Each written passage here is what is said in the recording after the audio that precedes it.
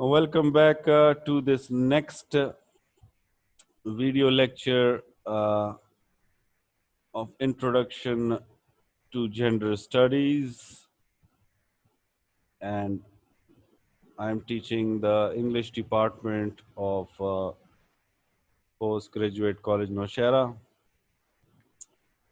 कुछ students online हैं जो ऑफलाइन हैं तो वो फिर ये वीडियो रिकॉर्डिंग देख लें. तो we will start with the feminist movement in Pakistan. In the last class, we studied the different assumptions regarding the feminist movement, and then we critically analyzed those assumptions. And now we will come to the feminist movement, या हुकूक निस्वां की जो तहरीक है. तो generally, we can divide the feminist movement of Pakistan into three stages. पहली stage जो है वो 1947 से लेकर 1977 तक है, ठीक है. यानी पाकिस्तान जब बना उससे लेकर भुट्टो के दौर तक, this is the first stage. इसमें जो है फेमिनिस्ट जो थे वो उनको सरकारी सपोर्ट हासिल थी, ठीक है. यानी कायद आज़म की जो हुकूमत आई सबसे पहले और लियाकत अली ख़ान, तो उसमें बेगम राना लियाकत जो थी, अफवाह की तंजीम उन्होंने बनाई. फातिमा जिन्ना ने जो है वुमेंस रिलीफ कमेटी बनाई, ठीक है. उसके बाद भी जो है बेगम राना लियाकत जो थी वो अयूब ख़ान के साथ उसने काम किया, ठीक है. उसके बाद अफवाह ने जुल्फ़िकार अली भुट्टो की हुकूमत के साथ भी काम किया. उसके बाद ज़ियाउल हक की हुकूमत आई 1977 में. तो जो सरकारी सपोर्ट हासिल था फेमिनिस्ट मूवमेंट को पाकिस्तान में, वो ख़त्म हो गया, ठीक है. तो इसके बाद दूसरा स्टेज आ गया जिसमें जो है फेमिनिस्ट और हुकूमत की आपस में आना बन शुरू हो गई, ठीक है. तो ये 1977 से लेकर 1988 तक, ठीक है, 10 साल तकरीबन ये स्टेज था जिसमें जो है ये स्टेज जो था इसमें इस्लामिक फेमिनिज्म बहुत ज़्यादा तरक्की हुई, ठीक है. चूँकि ज़ियाउल हक जो था उसने पूरी कंट्री को इस्लामाइज्ड किया था, ठीक है. और उस वक्त में सिर्फ पीटीवी ही था, ठीक है. सारे अखबार भी उसके कंट्रोल में थे. तो फेमिनिस्ट जो थे वो मजबूर हुए कि वो सिर्फ इस्लामिक जो बातें हैं, ठीक है, वही उन्होंने लोगों तक पहुंचाई, ठीक है, इन मजहबी वे, ठीक है. तो जितने भी फीमेल उलमा थे वो भी इस तहरीक में शामिल हुए 1977 से 1988 तक, ठीक है. और इसमें जो मार्शल लॉ के ख़िलाफ़ जो लोग थे, जो डेमोक्रेसी चाहते थे, वो भी इस मूवमेंट में शामिल हुए.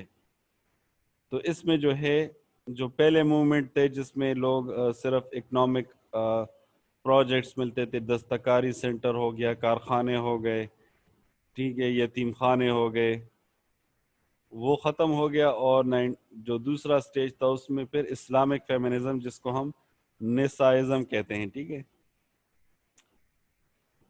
तो इसमें इस्लामिक फेमिनिज्म का कॉन्सेप्ट आया. इसमें कुछ फेमिनिस्ट जो थे वो ज़ियाउल हक के साथ करीब भी हुए, जिसमें बेगम ज़री सरफराज थी जो कि विमेन कमेटी की हेड भी थी, और वो जो है फैमिली प्लानिंग जो है उसको लॉन्च करने में कामयाब हुई. इसके बाद 1988 से लेकर प्रेजेंट तक जो है ये थर्ड स्टेज है. बेनज़ीर भुट्टो की हुकूमत जब आई तो उसमें यहाँ तक जो स्टेज आया है, इसमें कुछ हुकूमतें ऐसी आई हैं जिन्होंने फेमिनिज्म को सपोर्ट किया है,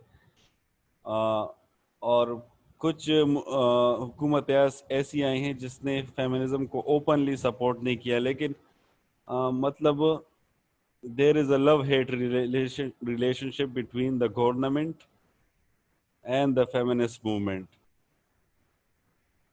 ٹھیک ہے، تو ابھی ہم اسٹڈی کرتے ہیں کہ شروع سے اب تک جو ہے وہ کیا ہوا ہے. تو شروع میں 1947 میں فاطمہ جناح نے، جو آپ کو پتہ ہے کہ تقریباً بہت ساری خواتین جو ہیں وہ پارٹیشن کے دوران ریپ ہوئی. ٹھیک ہے، تقریباً 75,000 women were raped and kidnapped. So the journey of Pakistani women started with this tragedy. ٹھیک ہے. So the feminist movement suffered a big setback due to partition. But Fatma Jinnah, she founded the Women's Relief Committee, جس میں وہ fund raising بھی کرتی تھی، اور خواتین کے لیے خاص کر اور ریفیوجیز کے لیے جو مہاجر آئے تھے ان کو بسانے کے لیے انہوں نے کام شروع کیا. ٹھیک ہے، اس میں زیادہ تر مسلم لیگ کی خواتین تھیں. تو باؤنس بیک ہمیشہ اسی طرح ہوا ہے کہ فیمنسٹ موومنٹ کو سیٹ بیک ہوا ہے اور انہوں نے پھر باؤنس بیک کیا ہے.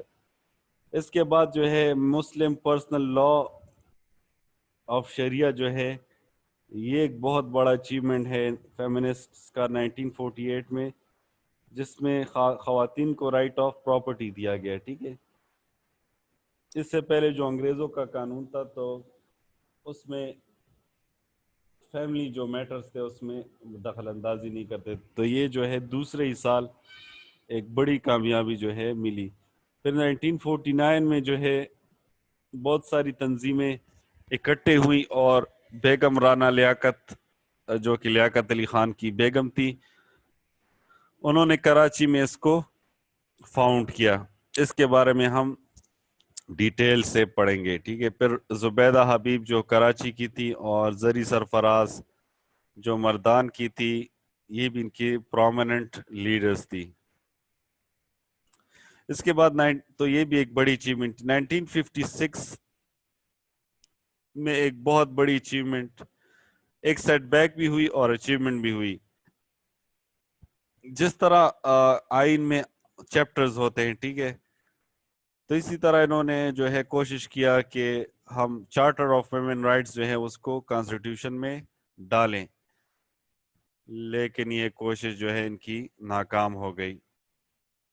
ٹھیک ہے، سیاستدانوں نے یہ چیز ان کی بلاک کر دی کہ بس زیادہ فری نہ ہو. ٹھیک ہے، لیکن ایک چیز جو ہے کامیابی بھی ان کو ملی، سیٹ بیک بھی ملا، لیکن کامیابی یہ ملی کہ رائٹ آف ووٹ جو ہے وہ خواتین کو 1956 میں مل گیا. ٹھیک ہے،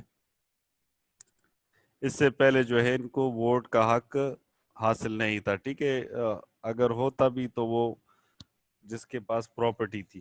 اچھا، 1961 میں پھر ایک اور جو ہے بڑی اچیومنٹ، مسلم فیملی لاز، جس میں رائٹ آف ڈیورس جو ہے اور ڈومیسٹک وائلنس کے کچھ ایشوز تھے، اس پر وہ خواتین کو میسر ہوئے، یا خلا وغیرہ. خلا جب آپ جو ہیں اپنے خاوند سے جو ہے سپریشن چاہتے ہیں. ٹھیک ہے، تو مسلم فیملی لاز جو اسلام نے جو رائٹس دیے ہیں تو وہ ان کو مل گئے. ٹھیک ہے، 61 میں that was a very big achievement.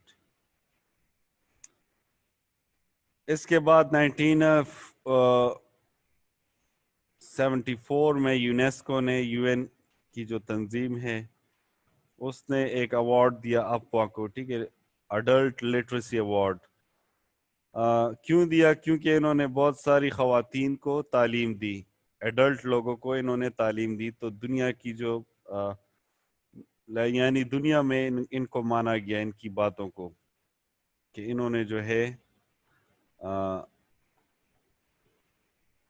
بہت سارے لوگوں کو تعلیم دی ہے. اچھا، پھر کیا ہوا بھائی؟ پھر 1974 میں جو ہے 79 میں حدود آرڈیننس پاس ہوا. اب حدود آرڈیننس میں ایک ٹیکنیکل فالٹ تھا. there was a big technical fault in حدود آرڈیننس. یہ جنرل ضیاء الحق کے دور میں شروع ہوا تھا. اس میں جو جس خاتون کے ساتھ ریپ ہوتا تھا یا گینگ ریپ ہوتا تھا، ٹھیک ہے، اگر وہ اس کے پاس 4 گواہ نہیں ہوتے تھے تو اس خاتون کو جو ہے سزا ملتی تھی، ٹھیک ہے۔ اگر ایک خاتون جو ہے وہ جو 4 گواہ وہ پیش نہیں کر سکتی تھی تو اس خاتون کو جو ہے زنا یا جو ہے ایڈلٹری کا جو ہے سزا ملتی تھی۔ تو اس وجہ سے جو ہے یہ قانون جو ہے اس کے خلاف خواتین جو تھی، خاص کر علماء جو تھی، فیمیل علماء، وہ اس کے خلاف متحرک ہوئی اور ویمن ایکشن فورم جو ہے وہ بنایا گیا، ٹھیک ہے۔ ویمن ایکشن فورم ان